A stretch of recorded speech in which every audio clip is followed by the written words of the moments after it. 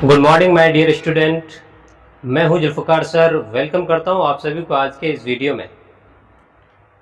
मेरे प्यारे विद्यार्थियों, आज हम क्लास 10th के मैथ का सेक्शन लेके आए हैं और मैथ में हम लोग जो पढ़ने वाले हैं दो चर वाले रैखिक समीकरण युग्मों के बारे में।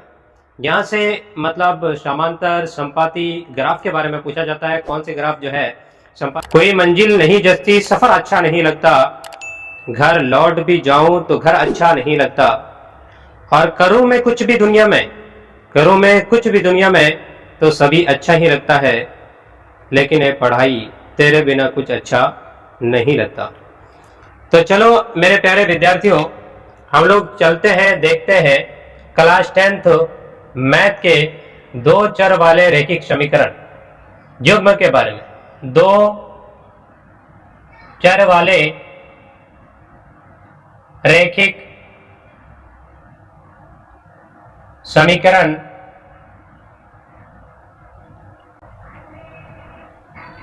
युग्म के बारे में।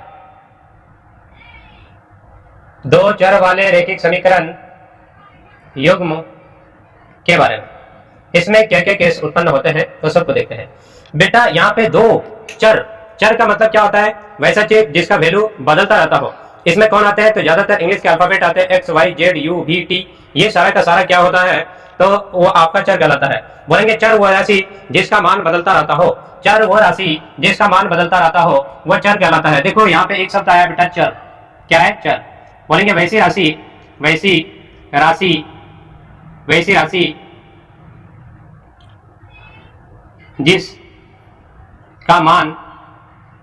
जिसका मान बदलता रहता है। जैसे में देखोगे कौन कौन आएंगे? X Y Z U V S T. इतना ही चीज याद रखेंगे। जिसका मान बदलता रहता है उसी को क्या कहते हैं? चर कहते हैं। और रैखिक किसे कहते हैं? तब बोलेंगे रैखिक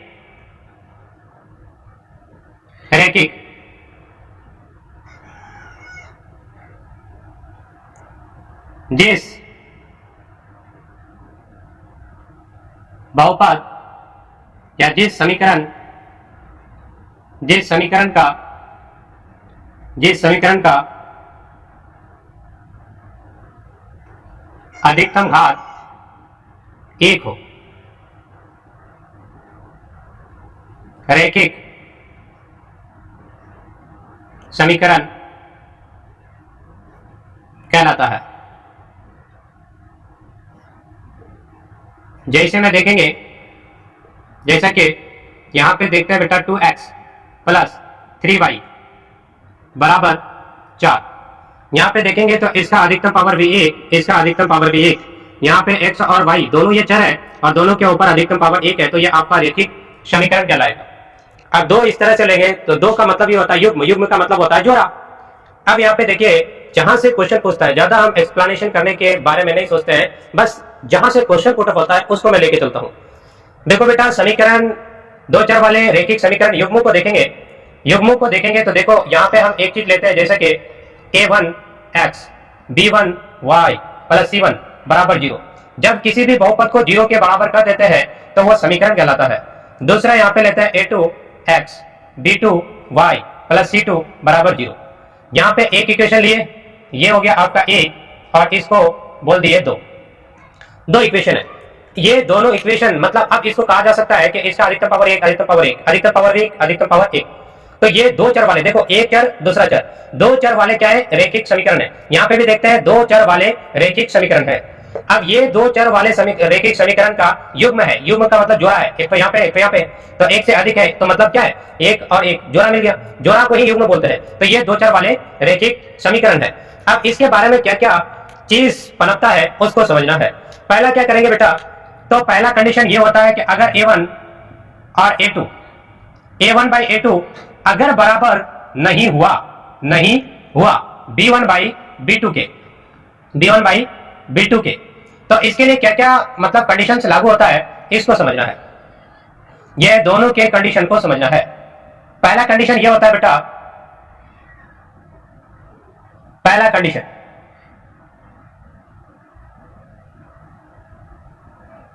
पहला कंडीशन क्या होता है, इसके बारे में बोलेंगे कि इसका ग्राफ कैसा जाएगा। तो इसका ग्राफ जाएगा बेटा प्रतिच्छेदी। अब इसके बारे में बोलेंगे समीकरण निकाय क्या होगा। समीकरण का निकाय होगा बेटा संगत। इसका हल कैसा होगा, तो बोलेंगे हल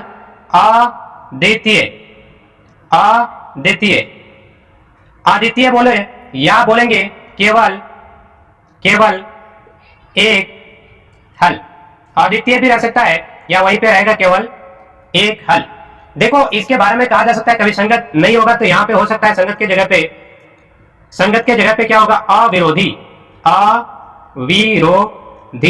ये कंडीशन इसके लिए याद रखेंगे जहां से ऑब्जेक्टिव क्वेश्चन 100% पूछता है। एक तो कंडीशन ये लागू होता है। दूसरा कंडीशन इसका देखेंगे बेटा, अगर कहीं पे A1 बाई A2 हो, ठीक है, बराबर है B1 बाई B2 के, बराबर नहीं है बेटा C1 बाई C2 के, इस तरह से। तो इसके लिए देख लो क्या कंडीशन पड़ता है, क्या क्या होता है इसमें, यहां पे समझते हैं। इसके लिए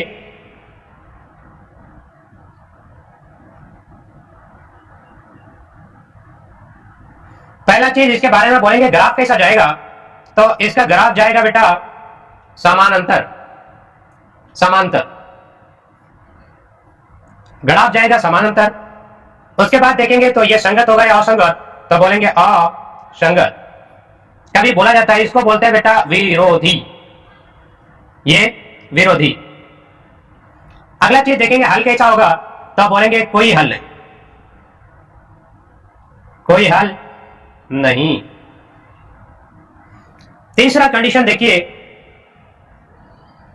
पहला लिखते हैं A1 बाई A2 बराबर है B1 बाई B2 बराबर है C1 बाई C2। जब ऐसा रहता है तो इसके लिए क्या क्या कंडीशंस आता है, तो इस तरह का जब भी होता है इसको बोलते हैं समपाती। समीकरण का निकाय क्या होगा, तो बेटा यहां पे भी संगत या अविरोधी।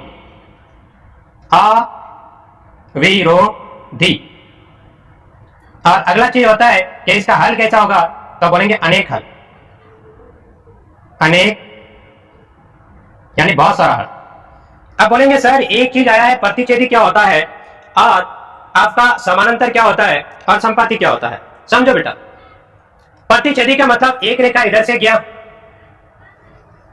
दूसरा रेखा इधर से आकर के टच कर दिया और वो टच करके एक बिंदु को प्रतिच्छेद करते हुए निकल जाता है। इस तरह के रेखा जो क्रॉस करते हैं, एक दूसरे को पार करते हैं, इसी को बोलते हैं प्रतिच्छेदी। अगला देखते हैं समानांतर का मतलब क्या होता है। मतलब एक रेखा मान के चलो कि इस तरह से जा रहा है, इस तरह से, और दूसरी रेखा इस तरह से जा रही। अब देखो यहां पे एक दूसरे से कोई टच नहीं करता, एक दूसरे को बराबर स्पेस है हर जगह, तो इस तरह की रेखा को क्या कहता है, ये कहलाता है समानांतर। अगला संपाती क्या होता है बेटा, मान के चलो कि कोई रेखा इस प्रकार है, ये इस प्रकार रेखाएं जा रही है, यहां पे बिंदु देखेंगे तो इस तरह से डाला हुआ है, ऐसे फिर दूसरी रेखा अगर खींचते हैं तो ये भी उसके ऊपर चढ़ के ही जाता है, दूसरा रास्ता इख्तियार नहीं करता। मतलब इसके ऊपर दूसरा पॉइंट आ रहा है, यहाँ पे आया, यहाँ पे आया, यहाँ पे, तो ये भी तो इसी के ऊपर चढ़ के जाएगा। तो इस तरह की रेखा को क्या कहते हैं बेटा, संपाती। जब रेखा के ऊपर रेखा चढ़ के जाए तो उसको संपाती कहते हैं। जब एक रेखा के बीचों बीच बराबर डिस्टेंस कवर करते हुए, बराबर डिफरेंट मेंटेन करते हुए अगर दूसरी रेखा गुजरे तो वो समांतर रेखा कहलाती है। और प्रतिच्छेद का मतलब एक रेखा हो और उस रेखा को दूसरी रेखा पर काटते हुए गुजरे तो उसको प्रतिच्छेदी कहते हैं। अब ये बोर्ड के एग्जाम के लिए बहुत ही इंपॉर्टेंट है, इसको जानना आपको बहुत ही अनिवार्य है। अब यहाँ पे क्वेश्चन किस तरीके से पूछते हैं, इसको तो रट ही जाना बेटा। A1 बाई A2 बराबर नहीं है B1 बाई B2 के, तो इसके लिए ठीक 3 कंडीशन। आपको सबसे पहले बोलेगा इस तरह का इक्वेशन दिया हुआ रहेगा, इक्वेशन देकर के पूछेगा कि इसका बोलिए कि इसका ग्राफ कैसा जाएगा। तो जब ऐसा कंडीशन उत्पन्न होगा तो बोलेंगे ग्राफ प्रतिच्छेदी होगा। और समीकरण का निकाय कैसा होगा, तो बोलेंगे संगत। अगर संगत नहीं रहेगा तो वहां पे रहेगा अविरोधी। अगला देखेंगे इसके बारे में, बोलेगा हल कैसा जाएगा, हल कैसा होगा, तो बोलेंगे अद्वितीय। अ का मतलब नहीं, द्वितीय का मतलब होता है दूसरा नहीं, दूसरा नहीं केवल एक हल होगा। अगला A1 बाई A2 बराबर है B1 बाई B2 के, बराबर नहीं है C1 बाई C2 के। तो इसके लिए अगर कंडीशन बोलेगा, अगर बोलेगा कि ये ग्राफ कैसा जाएगा इसका, तो बोलेंगे समानांतर। इसका समीकरण का निकाय कैसा, असंगत या विरोधी। और तीसरा कंडीशन, इसका हल कैसा होगा, तो कोई हल नहीं। जब तक एक दूसरे के कांटेक्ट में नहीं आएगा, एक दूसरे से सटेगा नहीं, एक दूसरे से मिलेगा नहीं, तब तक कोई बातें नहीं बनेगी, कोई हल नहीं होगा। अगला A1 बाई A2 बराबर है B1 बाई B2 के, बराबर है C1 बाई C2 के, सब बराबर जा रहा है, तो वो हर जगह बात करते हुए जा रहे हैं। तो ग्राफ कैसी, तो बोलेंगे संपाती, एक दूसरे के ऊपर चढ़ के जाएंगे। इसका समीकरण का निकाय कैसा, तो संगत या अविरोधी। हल कैसा, तो बोलेंगे बहुत सारा हल, एक दूसरे के ऊपर चढ़ के जा रहे हैं ना, ऊपर चढ़ के जा रहे हैं, हर जगह मुलाकात होती है, हर जगह बातचीत होती रहती है, तो यह आपका क्या कहलाएगा, संपाती, मतलब बहुत सारे हल। अब देखो कुछ क्वेश्चन लेते हैं, कुछ प्रश्न के जरिए से हम इस चीज को समझना चाहते हैं, समझने का भरपूर कोशिश करना चाहते हैं क्या होता है आखिर ये। देखो बेटा यहां पे एक प्रश्न है, 2x प्लस 3y बराबर 5 तथा 3x प्लस 4y बराबर 6 का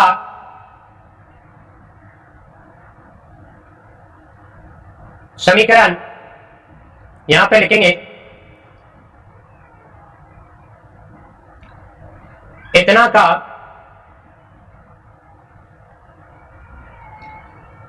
समीकरण निकाय ग्राफ तथा हल बताएं। देखो कैसे क्या किया जाएगा। इस तरह से आपके सामने दो इक्वेशन दिया हुआ है। सबसे पहले आप इसको जानिए कि ये रैखिक समीकरण है या नहीं। हम जानते हैं कि चर के ऊपर अधिकतम घात पता करना होता है। चर के अधिकतम घात कुछ नहीं है, चर के अधिकतम घात कुछ नहीं है, तो एक, तो अधिकतम घात एक एक मिल रहा है, तो ये रैखिक समीकरण है। यहाँ पे देखते हैं कि अधिकतम घात एक, अधिकतम घात एक, ये भी रैखिक समीकरण है। अब अगला पता करेंगे कि ये चर कितने प्रकार के हैं, तो बोलेंगे एक चर तो x है बेटा, और दूसरा चर है y। यहाँ पे भी एक x है, दूसरा y है, तो ये दो चर वाला रैखिक समीकरण है। अब इसका यहाँ पे जो दिया हुआ है, इसका पहले क्या लिखोगे, सॉल्यूशन लिखोगे, सॉल्यूशन लिखोगे, और क्या लिखोगे, दिया है, दिया है, क्या दिया है, तो बोलेंगे 2x है प्लस 3y है बराबर 5 है। ये लो बेटा समीकरण एक मान लेते हैं। दूसरा क्या है, तो बोलेंगे सर 3x प्लस 4y, इसको थोड़ा सा स्पेस छोड़ दो यहाँ पे। अगला देखो 3x प्लस 4y बराबर 6, इसको समीकरण 2 मान लेते हैं, ठीक है। अब क्या करोगे, तो बोलेंगे यहां से a1 के जगह पे a1 बराबर कितना हो गया, 2। यहाँ पे मानक रूप का इस्तेमाल नहीं किया है, डायरेक्ट समझो। और ये आपका b1 कितना हो जाएगा, तो बोलेंगे 3, और c1 कितना हो जाएगा 5। इसी तरह से a2 क्या होगा, दूसरा समीकरण के लिए a2 b2 c2, तो a2 हो गया 3 और b2 हो गया आपका 4 और c2 हो गया बेटा 6। अब इसके बाद क्या करते हैं, अब ये सारा चीज तो पता ही हो गया। अब यहाँ पे करते हैं a1 बाई a2, a1 कितना है 2 और a2 कितना है 3, ठीक है। उसके बाद देखते हैं b1 b2, b1 कितना है बेटा 4, b1 कितना है 3, सॉरी यहाँ पे 3 होगा, और b2 आपका 4।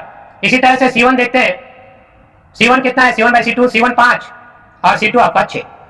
देखो यहाँ पे 2/3 3/4 बराबर है क्या, बोलेंगे सर ये तो बराबर नहीं नजर आता है, तो a1 बटे a2 बराबर नहीं है b1 बाई b2 के, ये दोनों बराबर नहीं है। देख लो यहाँ पे 2/3 बराबर है क्या 3/4 के, बोलेंगे नहीं है, नहीं है। जब इस तरह से नियम आ जाता है तो वहां पे सबसे पहले समीकरण निकाय के बारे में बोला है, तो समीकरण निकाय क्या बताएंगे इसका, तो देखो समीकरण निकाय के बारे में पहला चीज है समीकरण निकाय, समीकरण निकाय, समीकरण निकाय क्या होगा इस कंडीशन में, तो बोलेंगे सर ये संगत होगा, और यह बोला जा सकता है अविरोधी, अविरोधी। अगला देखते हैं, अगर आपको बोलेगा कि ग्राफ कैसा जाएगा, ग्राफ, इसका ग्राफ कैसा होगा, ग्राफ के बारे में बोलेंगे जब यहीं पे पहले इंटरसेक्ट हो जाता है तो बोलेंगे प्रतिच्छेदी। अगला चीज देखते हैं, अगर बोलेगा कि हल कैसा होगा, हल, समीकरण का हल,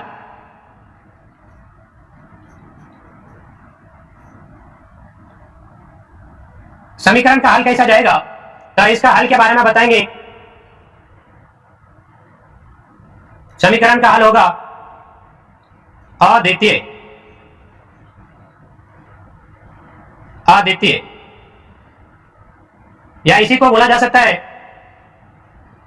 केवल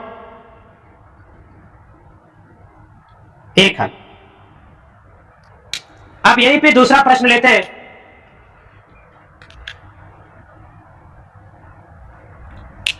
इसको मिटा ही देते हैं।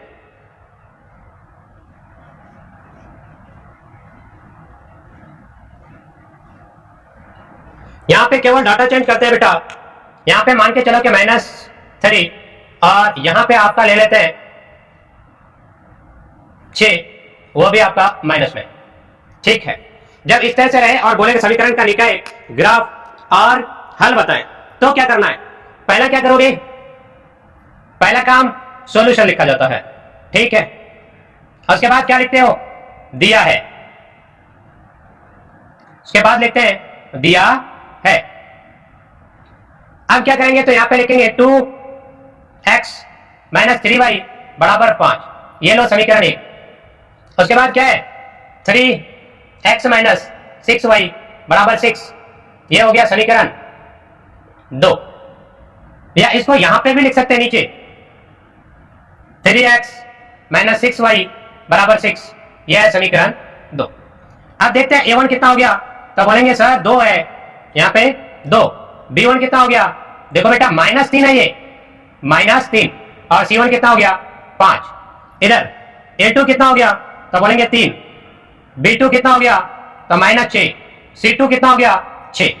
अब देखो कंपैरिजन करते हैं, तुलना करते हैं, a1 बाई a2, a1 कितना है बेटा 2, a2 कितना है, तो बोलेंगे आपका ये 3 है। फिर से देखो b1 कितना है और b2 कितना है, b1 है आपका -3, और ये हो गया आपका, यहां पे डाटा चेंज करना होगा अन्यथा ये क्वेश्चन नहीं बनेगा। ये देखो यहाँ पे 2 है, इसको हटा दिए, यहाँ पे आपका 2 करना पड़ेगा, एक जगह सेट करना है, यहाँ पे कुछ नहीं, यहाँ पे केवल 1 होगा, यहाँ पे आपका 3 नहीं, यहाँ पे आपका 2 होगा। डाटा चेंज करते हैं, ये 1 और यहाँ पे आपका हो गया 2, यहाँ पे 2 हो गया, तो इससे हो जाएगा 1/, यहाँ पे 2, यहाँ पे देखेंगे इतना -6, और c1/c2, c1 कितना है, तो बोलेंगे 5 है, और c2 आपका 6 हो गया। देख बेटा यहाँ पे करेंगे क्या, बोलेंगे सर 1/2 और यहाँ पे काटेंगे, देखो माइनस खत्म, 3 काम 3 2 नहीं 6, ये दोनों भी बराबर होंगे, लेकिन क्या ये इसके बराबर है क्या, 1/2 1/2 यहाँ पे आ गया, लेकिन यहाँ पे तो 1/2 है ही नहीं, तो फिर यहाँ पे लिखेंगे क्या, a1/a2 बराबर है b1/b2 के, लेकिन बराबर नहीं है c1/c2 के। आप बोलेंगे ये ब्रैकेट में मेंशन कर देते हैं, दिखा देते हैं, 1/2 a1/a2 और फिर b1/b2 1/2 बराबर नहीं है 5/6, ठीक है। जब इस तरह से आता है तो क्या होता है फिर, तो बोलेंगे उसके लिए कंडीशन पहले ही देख चुके, तो समीकरण निकाय पूछेगा, समीकरण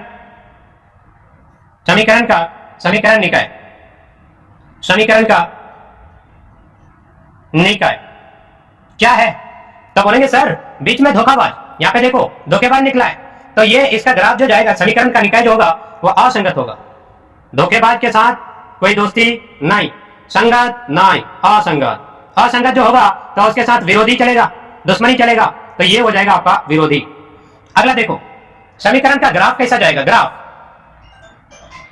इसका ग्राफ देखेंगे अगर, तो इसका ग्राफ होगा आपका, ग्राफ जाएगा समांतर, और समीकरण